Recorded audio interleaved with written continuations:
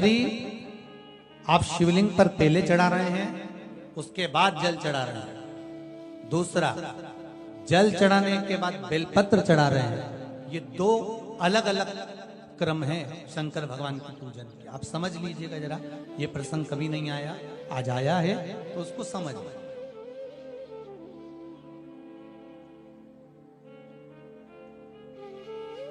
पहले बेलपत्र, उसके बाद में जल जो चढ़ाया जाता है, ये रोग मुक्ति के लिए चढ़ाया जाता है। काय के लिए चढ़ाते हैं अपन?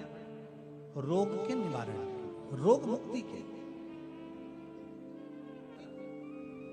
आप शिव मंदिर में जाकर दर्शन करेंगे तो दो चीजें अपने को दर्शन करने को मिलेगी। एक, भक्त आता है शंकर जी के मंदिर में, आलोक भाव से पहुंचते हैं तो पहले वो क्या करते हैं? पहले बेलपत्री चढ़ा देते हैं, फिर जल चढ़ा देते हैं। और एक भक्त जो शिव मंदिर में पहुंचता है, पहले जल चढ़ाता है, फिर बेलपत्र चढ़ाता है। दोनों का अलग अलग क्रम है, दोनों का अलग अलग भाव वर्णन है। पहला, अगर बेलपत्र चढ़ाया है और उसके बाद अगर आप शंकर भगवान पे जल चढ़ा रहे हो तो ये रोग मुक्ति के लिए होता है। जैसे बड़े रोग किसी को हो जाए, रोग किसी को घेर ले, तो वो बेलपत्री चढ़ाने के बाद फिर जल चढ़ाएगा तो उसको रोग थम जाएगा और फिर वो रोग आगे नहीं बढ़ेगा, आगे नहीं बढ़ेगा। रोगों को थामने के लिए बेलपत्री पहले, फिर जल। और जब कुछ कार्य के लिए आप, सिद्धता के लिए आप, अच्छे कार्य के लिए आप, मन की प्रसन्नता के लिए, आनंदता के लिए आप शिव आराधना कर रहे हो, आप शंकर की आराधना कर रहे हो, तो आप जल चढ़ाकर फिर बेलपत्री चढ़ाओ, उसका लाभ आनंद में। आपने जल चढ़ाया, उसके बाद बेलपत्री चढ़ाओ।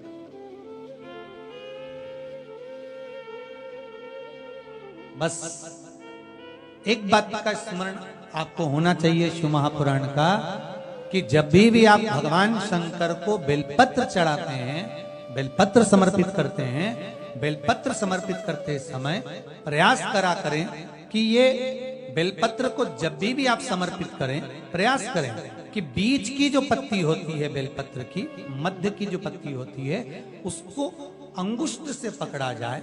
उसके बाद में आप फिर बेलपत्री को शिव पर समर्पित करें, प्रयास करें। बेलपत्र जो हम भगवान शंकर को समर्पित करते हैं, उसका मध्य जो भाग होता है, बेलपत्री का जो 3 देवताओं का मध्य जो भाग होता है, उसको पकड़कर बेलपत्री को शिव को समर्पित करना चाहिए। पूर्व की कथाओं में यह भी वर्णन किया है कि बेलपत्री की डंडी का मुख कहां होना चाहिए। पूर्व की कथाओं में यह भी बताया गया है कि बेलपत्री की तीनों डंडियों के बीच में, तीनों पत्तियों के बीच में जो खाली जगह होती है, डंडी होती है, उसका क्या महत्व है, ये पूर्व की कथा में पहले बता चुके। पर आज जो क्रम चल रहा है कथा का, उसमें अपन जो समझ रहे हैं वो ये होना चाहिए कि आप किस कामना से जल चढ़ा रहे हैं, आपके जल चढ़ाने का क्रम क्या है। अगर आप रोग मुक्ति के लिए चढ़ा रहे हैं तो पहले बेलपत्र चढ़ेगी, फिर जल चढ़ेगा। आप कार्य सिद्धि के लिए चढ़ा रहे हैं, पहले जल चढ़ेगा, फिर बेलपत्र चढ़ेगी। महाराज, शिव महापुराण की कथा कहती है, जब भगवान ओघड़दानी शिव करुणा करने के लिए अग्रण्य होते हैं, तब ये भूल जाते हैं कि व्यक्ति का पाप कर्म क्या है। व्यक्ति का पाप कर्म क्या, वो भूल गए। उनने तो केवल एक चीज का धारण करा है कि ये मेरा अपना जीव है, मेरे दरवाजे पर आता है, स्मरण करता है, एक लोटा पानी चढ़ाता है, बेलपत्र समर्पित करता है, बस ये मेरा अपना हो गया। और आपको पहले भी कथा में कहा है, जब आपके जीवन में ऐसा लगने लगे कि हाँ बहुत कष्ट है, कर्जा भी बढ़ गया, तकलीफें भी बढ़ गई, बहुत दुख भी बढ़ रहा है, कहीं परिवार सही नहीं चल रहा है, तो प्रयास करते रहा करो। हफ्ते में एक बार एक चावल का दाना जल के पात्र में डाल लिया, एक काली मिर्च जल के पात्र में डाल ली, और उस जल को ले गए, थोड़ा सा चंदन का छींटा डाल दिया, ले जाकर शिव जी को समर्पित कर दिया। दूसरे के यहाँ की निंदा, दूसरे के यहाँ की चुगली, दूसरे के यहाँ की बुराई अपने यहाँ लेकर मत आओ। ईमानदारी से बोलो। कोई तुम्हारे दरवाजे पर कचरा पटक जाए तो तुम्हें कैसा लगे? अच्छे से बोलो जरा। बुरा लगेगा ना? अच्छा तो नहीं लगेगा। रोज रोज कोई कचरा पटकेगा तो और बुरा लगेगा। 30 त्योहार पे कोई कचरा पटकेगा कितना बुरा लगेगा। दरवाजे पर कचरा नहीं होना, दरवाजा साफ होना। परंतु एक विचार करो, रोज तुम्हारी पड़ोसन, कोई रोज तुम्हारा रिश्तेदार, रोज तुम्हारा कोई नातेदार तुम्हारे दरवाजे पर कचरा पटकता है, ये भी तो दरवाजा है भगवान के आने का और जाने का। कथा कहां से आ रही है? यहीं से। ये भगवान का प्रवेश द्वार है, ये भी प्रवेश द्वार है, ये भी प्रवेश द्वार है भगवान के आने का। दर्शन करोगे तो भगवान प्रवेश करेगा, कानों से श्रवण करोगे तो भगवान प्रवेश करेगा, मुख से भजन करोगे तो भगवान प्रवेश करेगा। ये प्रवेश द्वार है।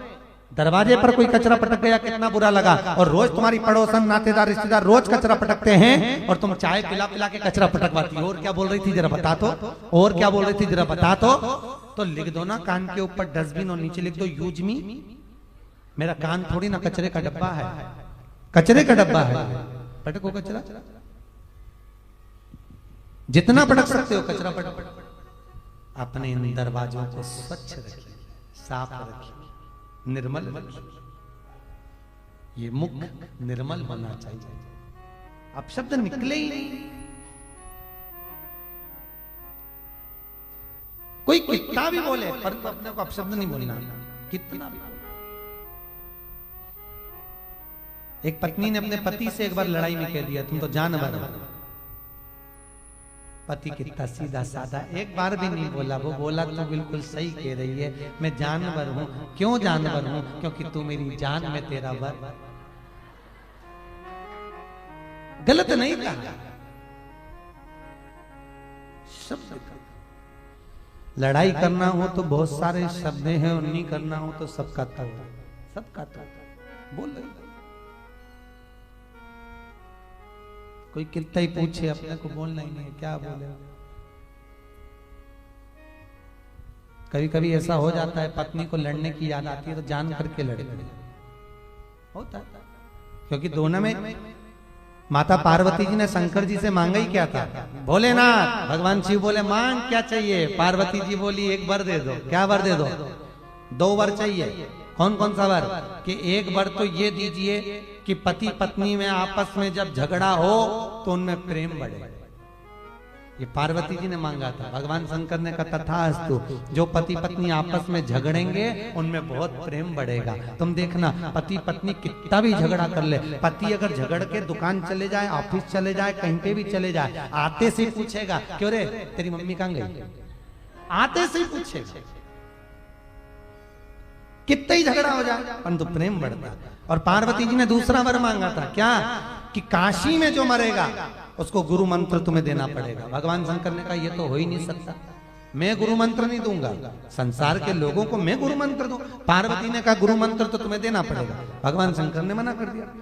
पार्वती जिद पे अड़ गई। भगवान शंकर ने कहा अच्छा ठीक है, तू कह रही है तो मैं गुरु मंत्र दे दूंगा। पार्वती जी ने कहा मुझे कैसे मालूम पड़ेगा कि मरने वाले को तुमने गुरु मंत्र दिया? कोई प्रूफ होना चाहिए ना। तो भगवान शंकर ने कहा तू क्या चाहती है? पार्वती ने कहा मुझे वर दो कि काशी में जो मरेगा उसको गुरु मंत्र तुम दोगे, पर काशी में मरने वाले को जब गुरु मंत्र दोगे, गुरु मंत्र कानों में दिया जाता है, मंत्र देने के बाद कान को मोड़ देना तो मैं समझ जाऊंगी कि गुरु मंत्र दे दिया। भगवान भोलेनाथ करे पागलों जैसी बात करती है पार्वती के नहीं, मंत्र देना हो तो बोलो। भगवान ने कहा ठीक है। आज भी प्रमाण है, काशी में जो मरता है उसको भगवान शिव गुरु मंत्र प्रदान करते हैं और उसका राइट कान मोड़ देते हैं। आज भी काशी में मरने वाले का सीधा कान अपने आप मोड़ जाता है, अपने आप, क्योंकि भगवान शंकर गुरु मंत्र प्रदान करते, भगवान शिव मंत्र देते। जिनको रात में नींद नहीं आती हो, टेबलेट खाकर सोना पड़ता हो, रात भर नींद नहीं आ रही हो, कुछ मत करो, सोने के पहले भगवान शंकर की 5 लड़कियों का नाम 11-11 बार ले लो। पलंग पर जैसी पढ़ो वैसी 11-11 बार नाम ले लो। आपको टेबलेट खाने की जरूरत नहीं पड़ेगी। ऐसी नींद आएगी कि सुबह 6 बजे भी उठना बड़ी मुश्किल से उठोगे, तब उठना पड़ेगा। ऐसी चक्र नींद आती है। जो टेबलेट खाकर सोते हो, रात को नींद की गोली खाते हो, उनको नहीं खाना। भगवान शंकर की 5 बेटियों का नाम भारत, याद रखिए, जिनको स्वप्न में सांप दिखते हो, सर्प नजर आते हो, या घर के बाहर या घर के अंदर बार बार सांप आते हो, तो भगवान शंकर की 5 लड़कियों का नाम लेकर पान के पत्ते पर चंदन से 5 सांप बनाकर शंकर भगवान को छुलाकर जिसको स्वप्न दिखते हैं उसके ऊपर से 21 बार उसार कर बहते हुए पानी में डाल दीजिए। स्वप्न में कभी सांप नहीं नजर आएंगे, जिंदगी में कभी नहीं दिखेंगे। स्वप्न में सांप सर्प नजर आएंगे। जया, विषहरा, शामली बारी, 2 तली और देव, ये शंकर भगवान की 5 लड़की। और आज भी नियम है, अगर शरम्भेश्वर महादेव का नाम लेकर जिस व्यक्ति को क्रोध आता है उस व्यक्ति का हाथ लगवाकर चावल की पोटली को शिव जी के मंदिर में रख दिया जाए तो व्यक्ति का क्रोध समाप्त हो जाता है। आज भी नियम है। भगवान शिव का शरम्भ रूप धारण किया, तो चावल का उपयोग नहीं कर सकते, उनसे निवेदन है, एक मोली यानी लच्छा, कोई बद्री नारायण जा रहा हो, जिस व्यक्ति को बहुत क्रोध आता हो उस व्यक्ति के नाम का वो लच्छा भेज दो और नरसिंह शिला पर उसको पटकवा दो। व्यक्ति एकदम शीतल रहेगा, चिड़चिड़ प्रवृत्ति समाप्त हो जाएगी, क्रोध एकदम चले जाएगा। नरसिंह शिला का इतना प्रमाण है। नरसिंह शिला कहाँ पर है वो नरसिंह शिला?